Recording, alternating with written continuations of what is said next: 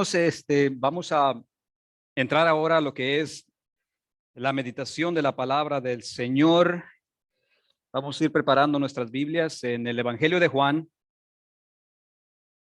Ya saben que hemos venido estudiando los encuentros que tuvo el Señor Jesucristo con algunos personajes aquí en el libro de Juan, y la verdad que ha sido para mí en lo personal una bendición, hermanos. Yo no sé para ustedes, pero para mí ha sido una bendición el poder ver cómo Jesucristo cambia las vidas, ¿verdad?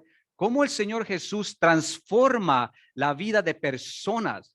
Maravilloso, hermanos. Y así es como Dios ha transformado nuestras vidas también. Cuando tuvimos un encuentro con el Señor Jesucristo, ¿verdad? Todo cambió de la noche a la mañana.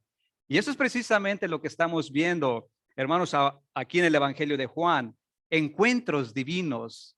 Vamos a preparar nuestras Biblias en Juan capítulo 4, versículo 43 al 54. Aquí tenemos el encuentro entre el Señor Jesucristo y un noble o un guardia del rey. Y como ya es de costumbre, hermanos, para honrar la palabra de Dios, el que pueda ponerse de pie, por favor, y no tenga algún impedimento, vamos a hacerlo. Juan capítulo 4, versículo 43 a 54, leemos la palabra del Señor.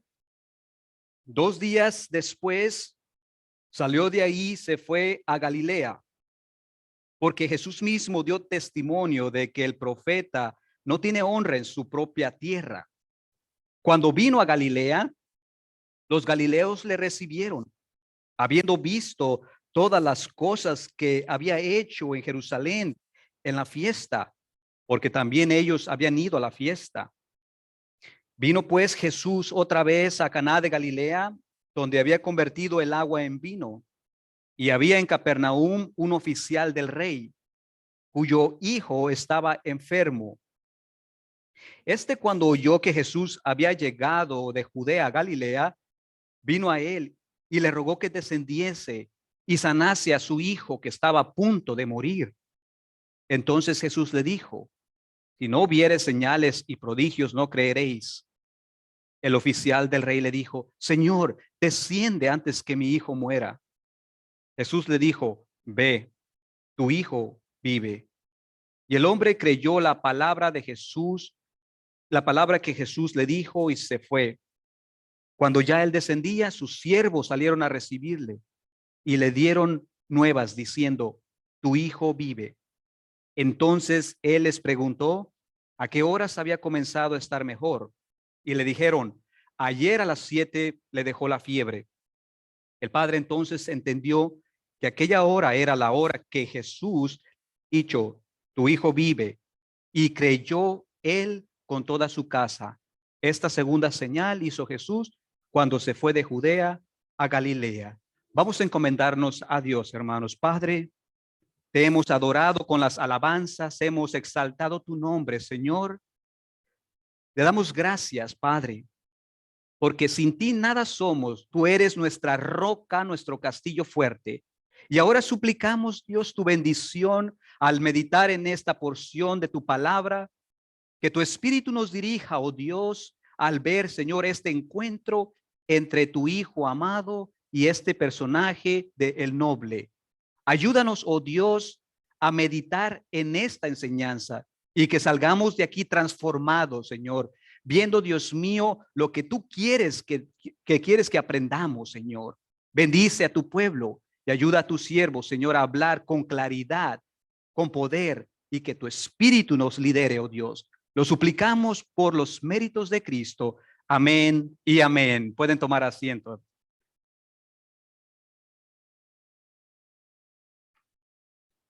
Hace aproximadamente unos 12 años, eh, cuando nosotros apenas comenzábamos a caminar en la fe, que tuvimos que pasar una situación sumamente difícil.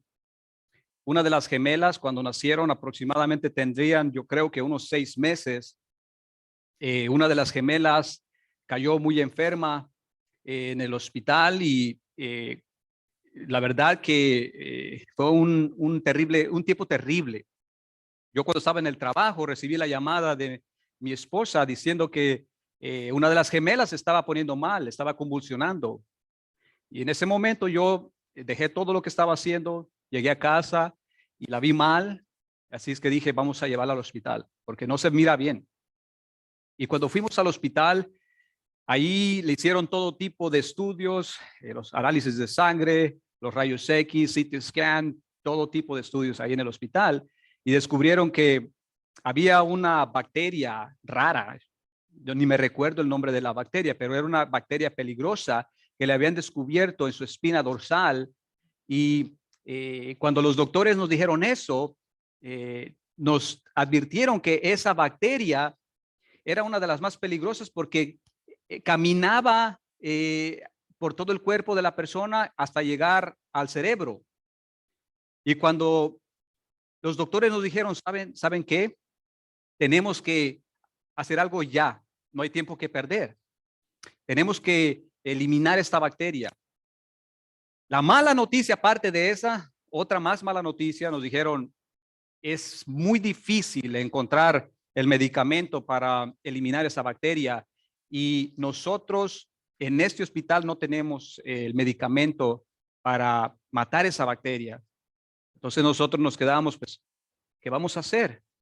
Y los doctores dijeron, nosotros vamos a hacer todo lo que está a nuestro alcance para llamar a otros hospitales y conseguir rápido ese medicamento, porque tenemos que actuar ya.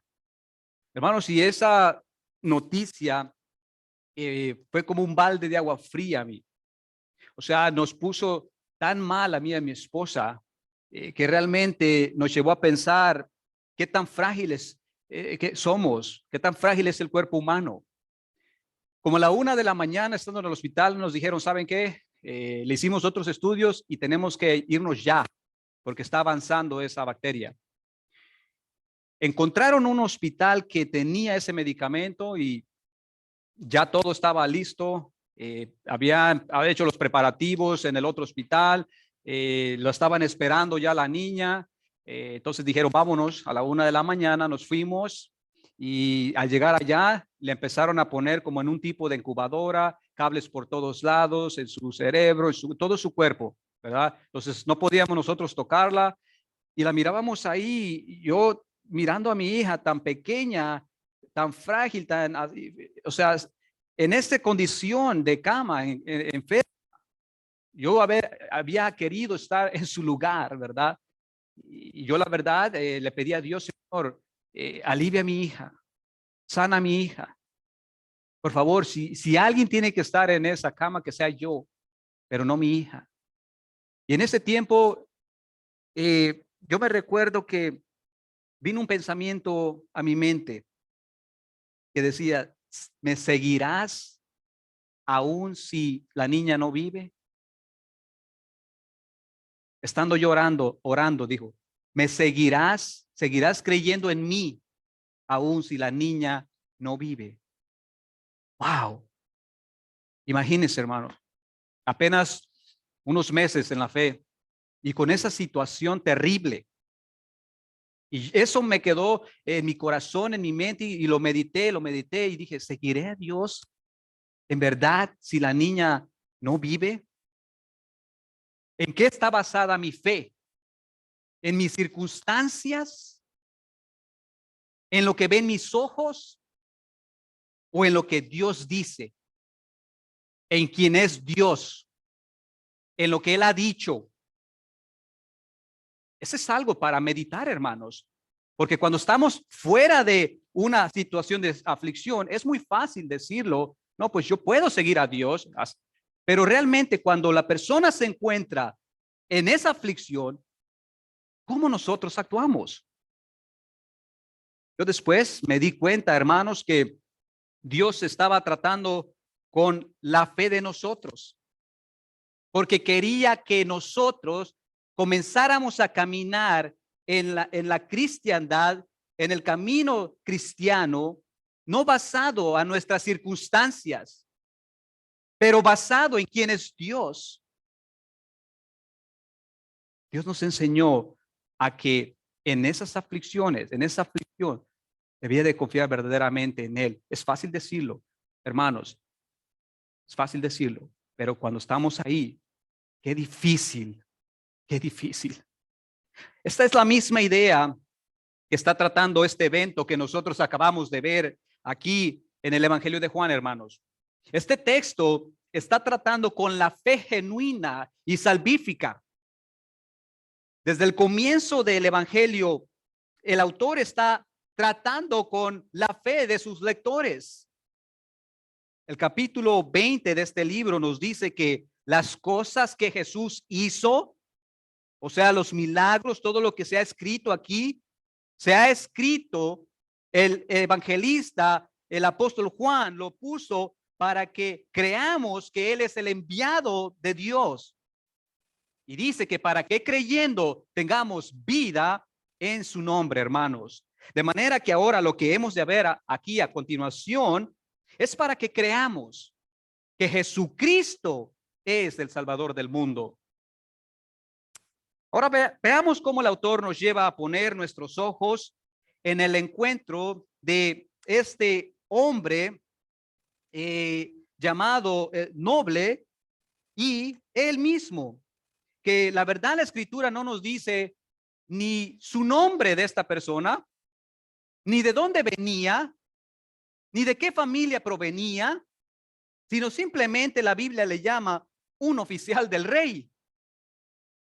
Y eso es para que nuestro enfoque, nuestros ojos, nuestro pensamiento no se centre en esta persona, hermanos, sino más bien la Biblia busca que dirijamos nuestra vista a la persona de Jesucristo.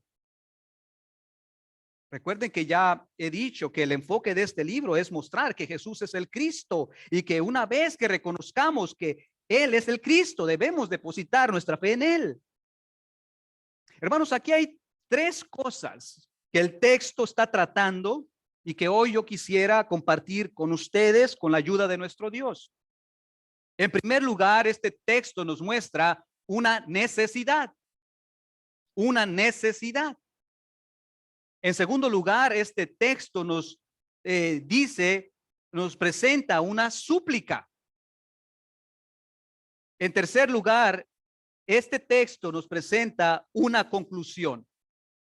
Una necesidad, una súplica y una conclusión. Observe la necesidad que el texto está presentando, hermanos. Por favor, mantengamos nuestras Biblias abiertas. El versículo 46 dice: vino pues Jesús otra vez a Caná de Galilea, donde había convertido el agua en vino.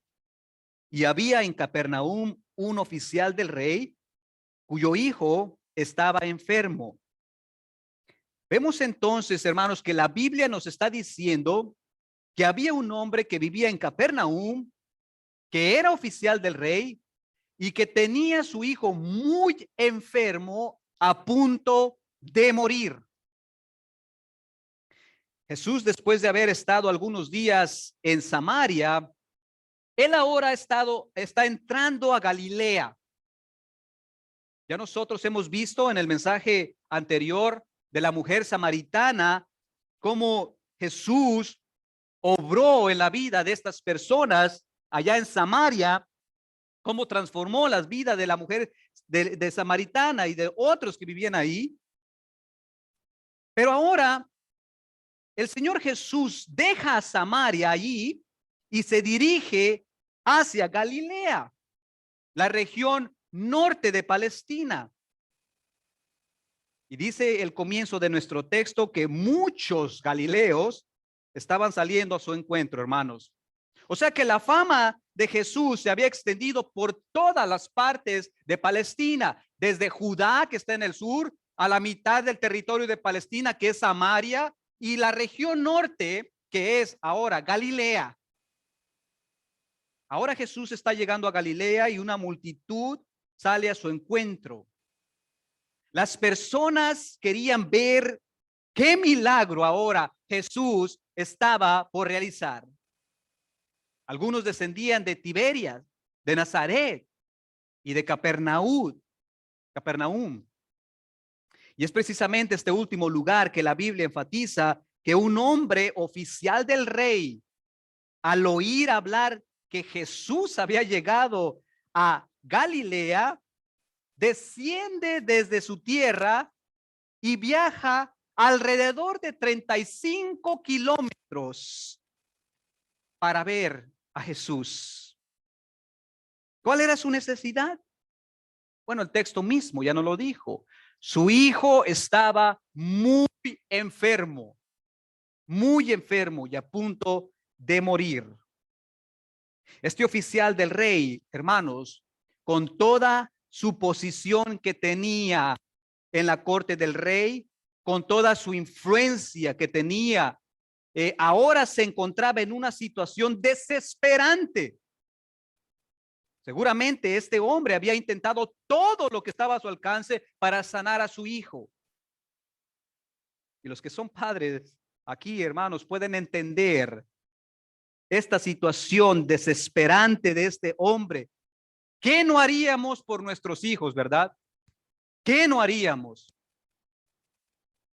Pero algo que nos lleva a tener en mente de la situación de este hombre, hermanos, son las siguientes lecciones.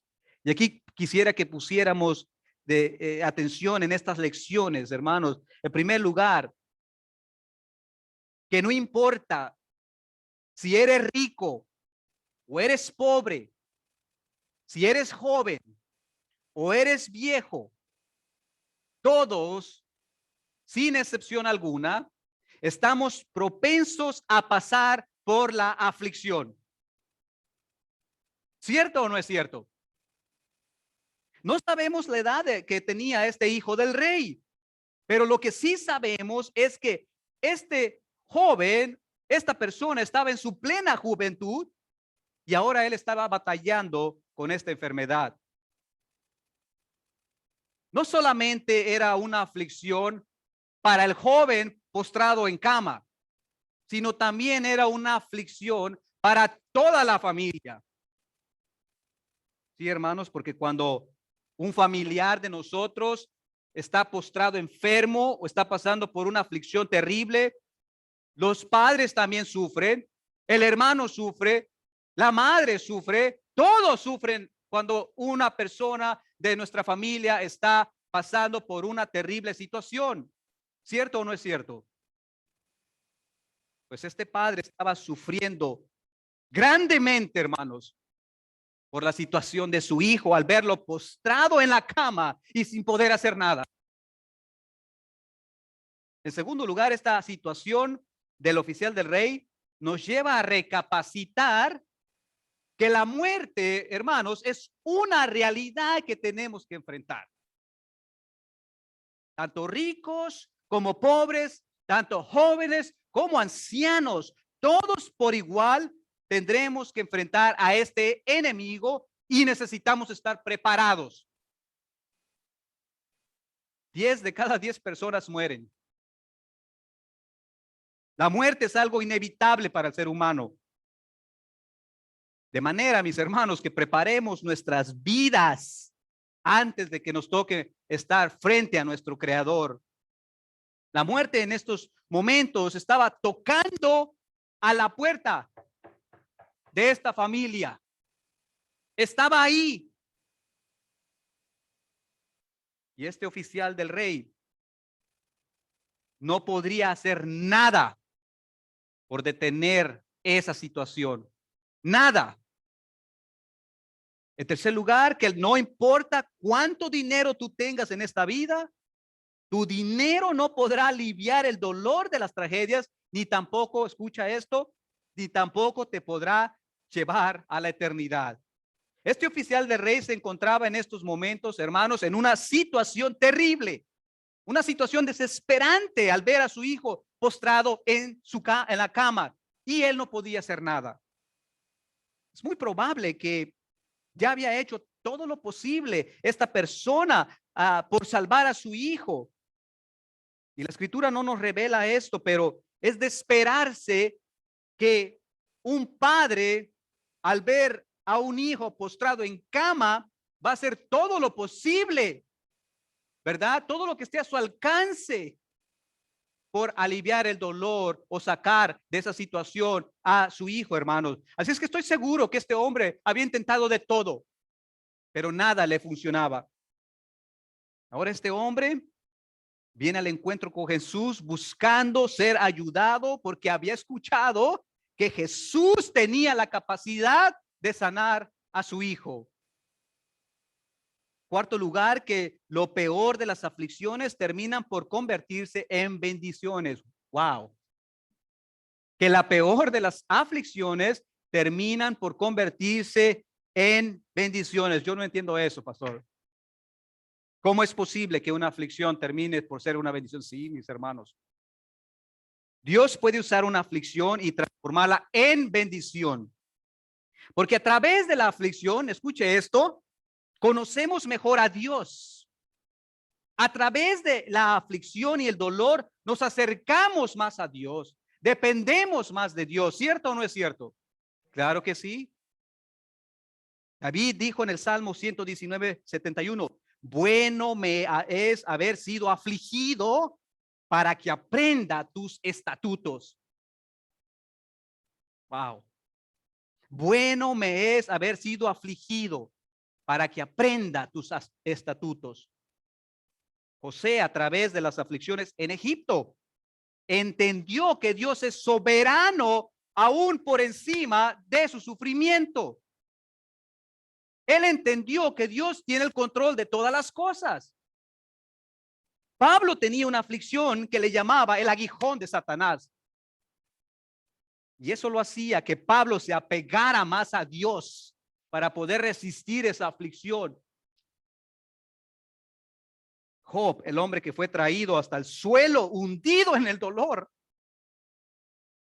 esperó en el tiempo de Dios y desde el polvo donde él comía ahí tirado, donde los perros le lamían, él pudo decir, yo sé que mi Redentor vive, y esperó en el tiempo de Dios cuando Dios lo levantó. Pero ¿sabe qué? A través de la aflicción le enseñó a confiar en él, en Dios, mis hermanos.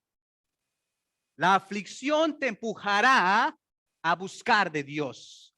Así es que no siempre una aflicción es una maldición, sino puede ser una bendición. Se puede tornar en una bendición. Vamos al segundo punto de nuestro sermón, una súplica.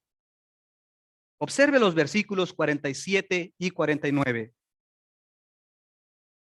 Cuando oyó que Jesús había llegado de Judea a Galilea, vino a él y le rogó que descendiese y sanase a su hijo que estaba a punto de morir.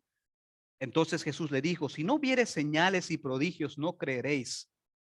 El oficial del rey le dijo, Señor, desciende antes que mi hijo muera. Mis hermanos, ¿qué no haríamos nosotros, como le dije, por nuestros hijos, verdad? Aquí vemos un padre desesperado por la situación que su hijo está pasando. Aquí vemos un padre que está tratando de hacer lo imposible. Yo me recuerdo que, como le dije al principio, muchas veces le pedí a Dios, Señor, que sea yo el que esté en esa cama y no mi hija. Señor, quita la aflicción de mi hija, ponme a mí. Este hombre, oficial de rey, vino al único que tiene el poder sobre la enfermedad para suplicar por su hijo. Vino al único que tiene el poder sobre la muerte, que tiene el poder sobre tronos y dominios, aquel que conoce las intenciones de nuestros corazones, aquel que puede ver lo más íntimo de nuestra alma y la angustia de nuestras almas. Jesús sabía que la desesperación, hermanos, de este hombre era sincera. Él lo sabía, porque él sabe todas las cosas. Mire, hermanos, permítanme decirle lo siguiente. La mayoría de las personas que salieron al encuentro de Jesús cuando estaba entrando a Galilea, sabe que no traían buenas intenciones o intenciones sinceras. Jesús conoce los corazones de los hombres. Esa multitud, hermanos, escuche, seguían a Jesús para sacar provecho de lo que Él les podía dar. Pero en el fondo de sus corazones no tenían una actitud de humildad y de reconocimiento como su Salvador. ¿Cómo yo sé eso? Bueno, es muy fácil de descifrarlo, hermanos, porque si continuamos leyendo los próximos capítulos aquí en el mismo Evangelio de Juan, usted va a descubrir que efectivamente eso es así. Y para comprobarlo, les voy a leer este próximo versículo en el capítulo 6 de Juan. La alimentación a los 5,000. Si comenzamos leyendo el versículo 25, ahí leeremos que dice lo siguiente. Y hallándole al otro lado del mar, le dijeron, Rabí, ¿cuándo llegaste acá? Versículo 26. Respondió Jesús y les dijo, de cierto os digo que me buscáis. Y ahora escuche esto, no porque habéis visto las señales, sino porque comisteis el pan y os saciasteis.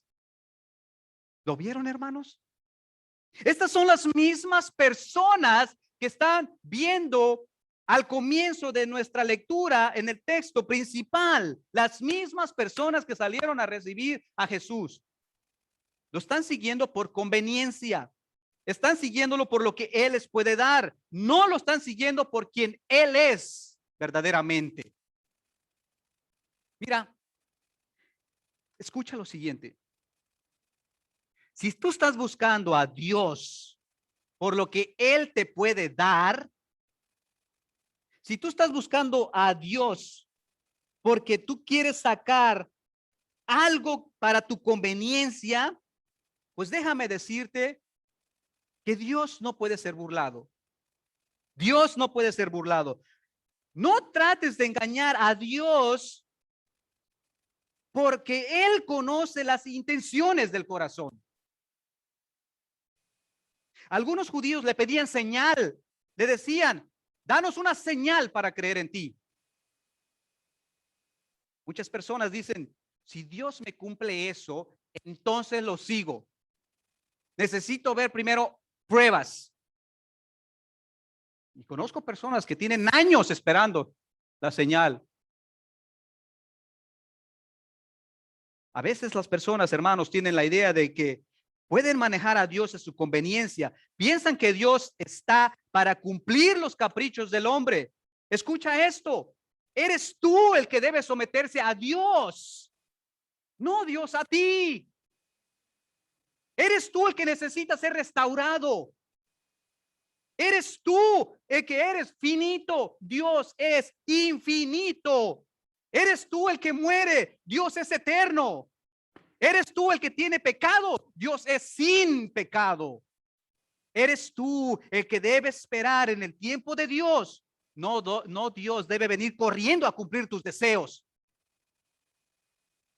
Aprendamos primeramente a someternos a Él, a reconocerlo como nuestro Salvador, y en su tiempo Dios obrará de acuerdo a cada propósito individual para cada uno de nosotros. Aprendamos a decir, Señor, mi corazón sufre esta aflicción y yo sé que tú tienes el poder para librarme de ella. Mi petición es ser librado de ella, Padre eterno, pero no se haga mi voluntad, sino tu voluntad. Y si la has de dejar esta aflicción en mí, entonces ayúdame a estar en paz, porque sé que me amas y que esto obrará para mi bien, aunque no lo comprenda. Hermanos, Dios quiere que nuestra fe no esté basada en lo material, sino en lo espiritual. Y ahora con esto no estoy diciendo que Dios no nos ha de bendecir. Por supuesto que Dios bendice a su pueblo de una manera maravillosa. Pero lo que estoy diciendo es que en la escasez o en la abundancia, Dios sea glorificado. En la salud o en la enfermedad, Dios sea glorificado. En la aflicción o en el gozo, Dios sea glorificado. En todo momento, hermanos, en toda situación, sea nuestro gozo cumplido, porque porque nuestra fe no dependerá de las circunstancias a mi alrededor, sino que dependerá el hecho de lo que ya Cristo hizo en la cruz del Calvario. Ojalá y aprendiéramos a decir como el profeta Habacuc dijo. Sí, que Habacuc aprendió. Dios le enseñó algo. Habacuc dijo, aunque la higuera no florezca, ni en las vides haya frutos, aunque falte el producto del olivo y los librados no den mantenimiento y las ovejas sean quitadas de la majada y no haya vacas en los corrales, con todo yo me alegraré en Jehová y me gozaré en el Dios de mi salvación. Jehová, el Señor, es mi fortaleza. El oficial del rey está ahora desesperado, quiere a toda costa salvar la vida de su hijo. Muchos de nosotros nos hemos sentido así como este hombre, impotentes al ver también algunos de nuestros hijos, hermanos, postrados. Ahora escuche, no en una enfermedad física, pero sí en una enfermedad espiritual. Muchos de nosotros tenemos hijos que lo estamos viendo en una cama, postrados en una muerte espiritual. Y ustedes saben a lo que me refiero. El oficial está desesperado. Nosotros, hermanos, debemos de ser como este oficial que vino a Jesús a suplicarle por su hijo. Nosotros debemos de ser como este oficial en implorar por nuestros hijos. Porque nosotros sabemos que hay un peligro, una enfermedad fuerte en nuestros hijos que aún no han creído en Cristo. Así como este oficial del rey se encontraba impotente ante la situación de su hijo, así nosotros nos encontramos impotente ante el pecado de nuestros hijos, y ese pecado los hace estar en una muerte espiritual. Pero ¿saben algo? Aprendamos de la vida de este padre. Este padre, sabiendo que su hijo está en una situación terrible, nunca se dio por vencido por su hijo. Y aunque él no tenía la cura para levantar a su hijo postrado en cama, pero sí sabía quién podría hacerlo. Él sabía quién era capaz de hacerlo. Y vino hacia él, hermanos, y le suplicó. Así, de esa misma manera, luchemos en oración por la salvación de nuestros hijos. Humillémonos ante Jesús en súplica por la restauración de nuestros hijos, aquellos que aún no tienen a Jesús como su Salvador. Postrémonos, supliquémonos delante de su presencia con un corazón contrito y humillado para implorar que Dios salve a nuestros hijos. Dios solo tiene el poder, hermanos, para restaurar la salud espiritual de nuestros hijos. Este hombre hizo lo imposible, cruzó ríos, caminos, montañas, pasó hambre, sed, pasó unas largas horas y yendo hasta encontrarse con Jesús por amor a su hijo. Aprendamos a persistir en oración, clamando por nuestros hijos, clamando por nuestros hijos. Vamos ahora a la conclusión de esta conversión, hermanos. Ese es el tercer punto de nuestro mensaje, versículos 49 y 50. El oficial del rey le dijo: Señor, desciende antes que mi hijo muera. Jesús le dijo: ve, tu hijo vive. Y el hombre creyó en las palabras que Jesús le dijo y se fue. Hermanos, no hay nada más hermoso que recibir paz en nuestras vidas por medio de la palabra de Cristo. Noten cómo este oficial del rey aquí llegó a Jesús en un estado de ansiedad, de temor, de incertidumbre, de súplica. con una fe limitada, con un dolor emocional, con un estrés, con una preocupación, una desesperación.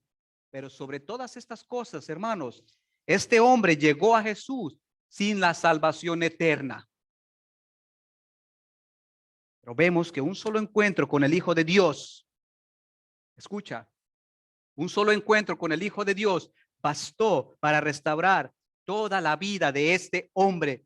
Y en su presencia, en la presencia de Cristo, este hombre dejó lo que traía cargando y lo puso a los pies de Cristo.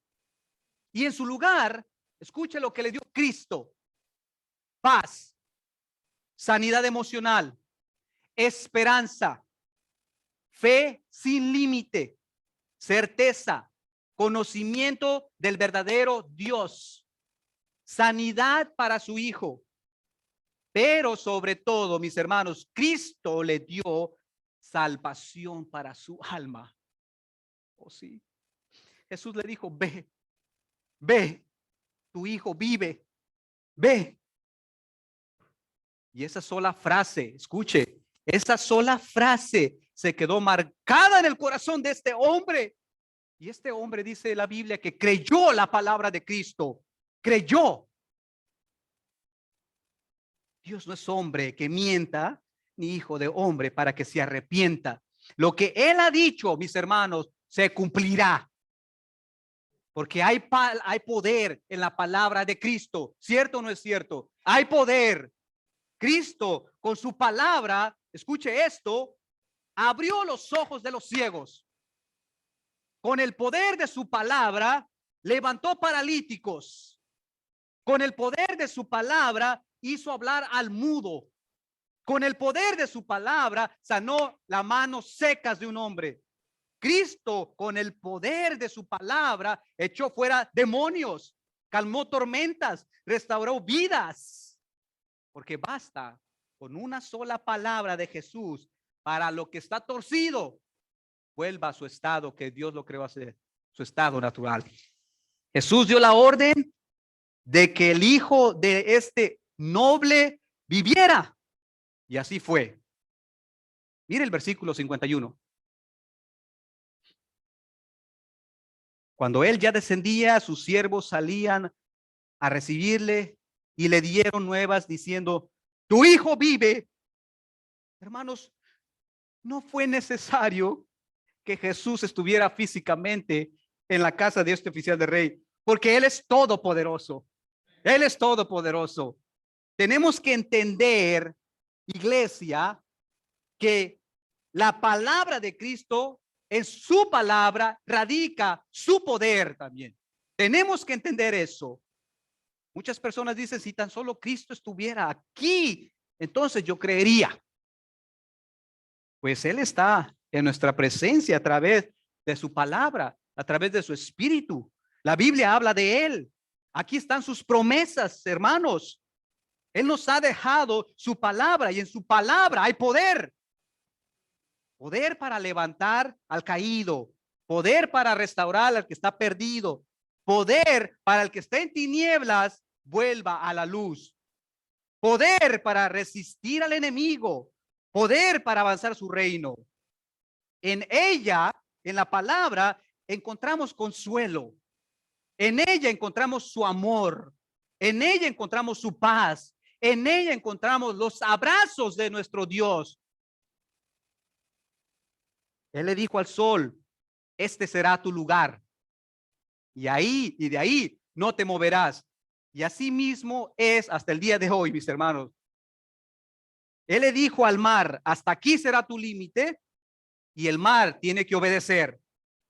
Él le dijo a las estrellas: brillarán en el firmamento, y aún siguen brillando hasta que Él así lo decida. Y se quedarán ahí hasta que Él lo diga. Él dice a Satanás: tú no tocarás, escucha, tú no tocarás el alma de mi pueblo. Y Satanás no puede tocar nuestra alma. ¿Recuerdan cómo él le quería tocar a Job? Y Dios dijo: no, tú no vas a tocar su alma. Puedes tocar las situaciones a su alrededor, las circunstancias de él, pero su alma no. Y así mismo Él cuida de nuestras almas, mis hermanos. Por eso, si usted quiere caminar en victoria, lea su Biblia. De eso hablamos, ¿verdad? En el estudio de la mañana. Lea su Biblia, porque en ella se encuentra la sabiduría de Dios. El Salmo 119, 103 dice: cuán dulces son a mi paladar tus palabras, más que la miel a mi boca. Y el Salmo 119, 114 dice: tú eres mi escondite y mi escudo. En tu palabra he puesto mi esperanza. Y el profeta Jeremías dijo en el capítulo 15: fueron halladas tus palabras y yo las comí. Y tu palabra, dice, me fue por gozo y por alegría a mi corazón. De manera, querida iglesia, que es en la palabra de Dios que encontramos consuelo, esperanza y poder. Este hombre llegó en súplica de un milagro físico. Pero lo que no se imaginaba es que no solo recibiría un milagro físico, sino que además recibiría un milagro espiritual. Recibiría la salvación de su alma, que al final de todas las cosas es lo más importante. En su fe limitada estaba contemplando a Jesús como obrador de milagros solamente. Pero aún este hombre no conocía a Cristo como su Salvador personal. Mire cómo terminó este hombre por el encuentro que tuvo con Jesús. Versículo 53. El padre entonces entendió que aquella era la hora que Jesús le había dicho: tu hijo vive, y creyó él con toda su casa. Aleluya. Este hombre creyó en Cristo, mis hermanos. Llegó la luz y la salvación a este hogar. Te pregunto una cosa: ¿de qué forma has venido a este lugar? ¿Cómo has venido tú a este lugar, al encuentro con Dios? ¿Cansado físicamente, agotado espiritualmente, con ansiedad, con una aflicción? No sé, Dios lo sabe, pero solo recuerda algo: donde Cristo está, ahí hay restauración. Ahí hay restauración. ¿Crees esto? Vamos a cerrar con este versículo, hermanos.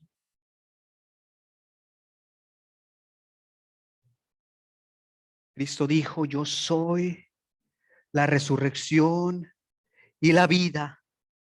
El que cree en mí, aunque muera, vivirá. Aunque muera, vivirá, porque en él tenemos vida eterna. Amén. Aleluya. Gloria a ti, Señor. Aleluya. Padre, te adoramos y bendecimos. En tu presencia hay restauración, Señor, para el que está agotado, Señor, espiritualmente, el que está en aflicción, oh Dios, el que está pasando, Dios mío, por aflicción de una enfermedad. No lo sabemos, pero tú tienes la restauración. Oh Dios mío, aquel que ha llegado con fe limitada como este hombre llegó a ti, oh Cristo, que su fe, Señor, sea acrecentada y sin límites. Aquel que llegó con preocupación, Dios mío, de las cargas de la vida. Oh Señor, que a tus pies deposite todo y en su lugar tú le des paz y gozo, Señor, porque solamente tú eres el que restaura nuestras vidas. De ti dependemos, Señor, y en ti confiamos. Bendecimos tu nombre, en el nombre de Jesucristo, oh Dios eterno. Amén, amén. Vamos a